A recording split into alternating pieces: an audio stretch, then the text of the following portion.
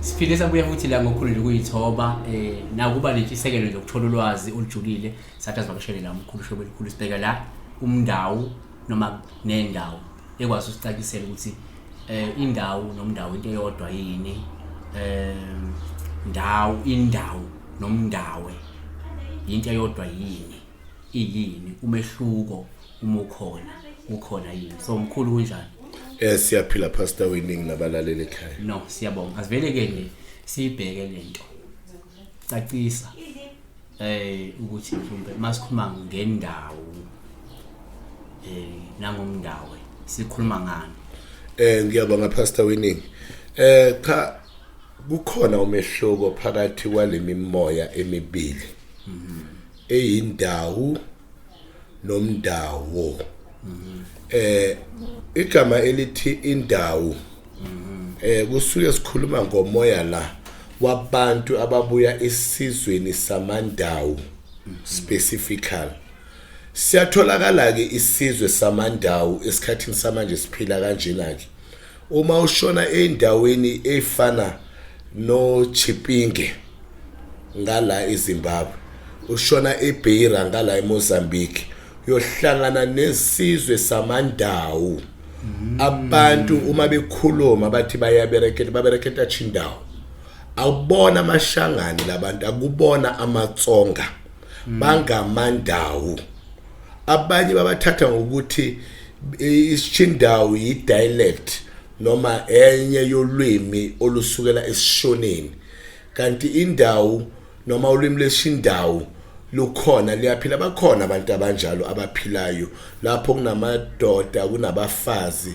kunamakhehla nezalukazi nabantwana kanjalo ke esizweni samandau uma umuntu ehlushwa yidlozi lendawo usuke ehlushwa yidlozi elidabuka esizweni samandau ngoba awukho umoya wedlozi ongahle uphile emuntwini unganawo umlando lapho ubuya khona kumele kakhulukazi sazi umlando waleli dlozi kuze siliqonde ukuthi liyidlozi elinjani lifunana emuntwini indawo ke lelo ndau indau uma bekhuluma ngolwimi lwechivenda bathi ibhubezi idau manje ke nasechindawini leli gama elithi ndau lisho uyibhubesi ngesishona kuthiwa ishumba ingakho esikhathini esiningi abantu abanolomoya wendawo bake bagcoke amahiya ikakhulukazi anebhubesi mhlamba amhlophe abovu noma amnyama ngoba kunomlando uthintana nemimoya yamandawo kulawo mahiya lawo ke uma bethwasa ngoba idlozi elisuke liza mhlambe lidinga intwaso emntweni ngoba uma enobizo kuthiwa uhlushwa indawo lisuke lifuna ukuyohlanjululwa lidluliswe esimeni sokuphehlela nokuthwasa okungefani nokuthwasa kwamanguni bese ke siya lapha ke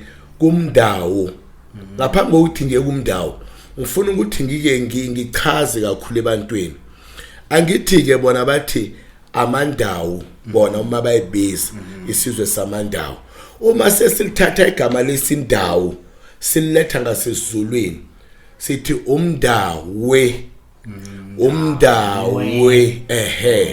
ngoba isukela lawo uma babulisana bathi ndauwe uyangizwa manje sithi umndawe bese kuba nomndawo igama elithi umndawo kusuke kukhulunywa ngomoya owawudinga indawo a refugee spirit iza kanjani ke emndenini ukuthi umuntu ingane isihlushwa umndawo lo oyi refugee spirit emandulo kwakuyefike umuntu ebuya ezweni elikude efike ezohlala lapha ekhaya omunye ukuzwa bathi hayi umkhalanga lo amakharanga ke lawo bese uthola ukuthi bathi hayi lo muntu lona uwumsuthu noma uyinjengabantu esikhathini samanje uthola ukuthi endaweni esihlala kubona baluselwa abantu abangabesuthu uma lo muntu ke kanjalo ke efika ezodinga indawo bese enikezwa umsebenzi lapha ekhaya ukuthi awuncedise lapha ngokulusa, awuncedise lapha ngokuthile lokuthile, mhlambe ukutshala lapha ensimini, ukusebenza ensimini. Uma lo muntu ebuya ngisho naseZambia noma ebuya eLesotho noma ebuya kusiphi isizwe, bese eseyashona ke lo muntu lapha ekhaya, sesiyamncwaba ke lapha ekhaya, uthi umoya wakhe masovuka uvukela einganeni zalapha ekhaya, sithi lo umndau la ekhaya. Kusho ukuthi umndau la ekhaya akulona idlozi lasekhaya, kodwa esalithatha saliphilisana nalo njengedlozi lapha ekhaya, liwumndau ke. Indawo noma umndau. Umndawo lo. Umndawo. Then umndawe is connected the same place as indau. Ngoba sekuya ngale language uthina sithi ngoba singamazwe bese sithi umndawe. Kanti uthe indawo bla bla bla indawo bengena kanjalo. Okay no. Yebo kunjalo ke. Manje na lemimoya imibili Pastor Weningi ikidide kakhulu ebantwini abathwasisayo. Ngizoke ngichazeke lento. Kuyenzeka ingane sasekhaya zamantombazane zihlushwe isimo sokuphupha ngocansi kakhulu ama sex dreams. Uthola ukuthi uma sekubhekwa kuthiwa akusona isilwane lesuma sebahlolelwa, bathi akusona isilwane sibahluphayo, bathi lo uhlushwa umndau. Bese ke umuntu esuke eyothwasa. Phakathi kwami nawo Pastor Weningi kumele sazi ukuthi ngokwesintu nangusiko lethu thina abantu abamnyama, umuntu uma eyidlozi lasekhaya alikwazi idlozi lasekhaya ukulala nezingane zalapha ekhaya. Kusho ukuthi lo mndau lo moya esikhuluma nga umndau, ngoba mhlambe uza ngokuthi wayehlala la ekhaya, bamthembisa ukuthi sebenza usebenze siyokunikeza umakoti, usala uba ilunga lomndeni la. Bese mhlambe bambulale lo muntu ngesikhathi esithile la emndenini, bese seyithathela intombi zala ekhaya ngokuthi esejabulisa ngazo, esewumoya womndau. Uthola ukuthi umuntu njalo ohlushwa yileyo nkingi uyahamba uyothwasa, kanti lento lena ayidinga ukuthwasa, idinga isiko elithile umndau, ukuthi kuze kukhulunywe amacala oyise Mkhulu lapha ekhaya, kube nenhlambululo ethile yenziwa eyogcina isihlambulula amacala oyise Mkhulu kuze ingane zilapheke lapha emndenini. Bese kumuntu uyothwasa, uthi umethwasa kanjena uma sephuma ephehlweni lezinto zisaqhubeka. Ngoba sisuke sathi mhlawumbe idlozi ekumele lithwase eluwumndau, uyangizwa. Kanti ke kuthwasa idlozi eliyini, eliyindau, lele livela esizweni samandau, engike ngasho ngathi atholakala kuphi. Okay, isipikilo shayelayo ushayela isipikilo sokuthi cha lo umndawo uhlukile kunomdliwa kahle hle into evelayo lapho, ngoba abanye abantu they confuse the two. Uthi ufuna ukukhuluma ngomndawo kodwa asenze igama lomdliwa phakathi, mdliwa yabo seyihlukile. Kucishe kufana kodwa kuhlukile, kodwa kuhlukile. Okay, akunankinga. So sibona njalo ukuthi lo mhlawumbe umunye umuntu kulula ukuthi udetect njalo umuntu uhlushwa yindau noma uhlushwa umndau. Lo muntu kulula ukubona noma kuba nzima vele kwanani umuntu umefika kunina.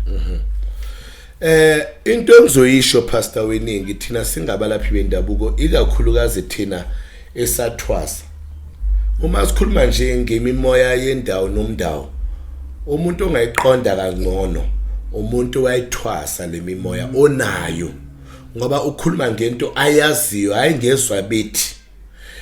Siyakwazi ke thina ukuyiqonda ngoba makunendawo kuyena namaphupho akhuluma thu umoya wendau. Uma enomndau nakhona amaphupho ekhuluma ngaleso simo ukuthi la lo muntu uhlushwa umndau, a refugee spirit. Uma ehlushwa isizwe sendau esitholakala emazweni leso, nakhona kuyakwazi ukuhluka.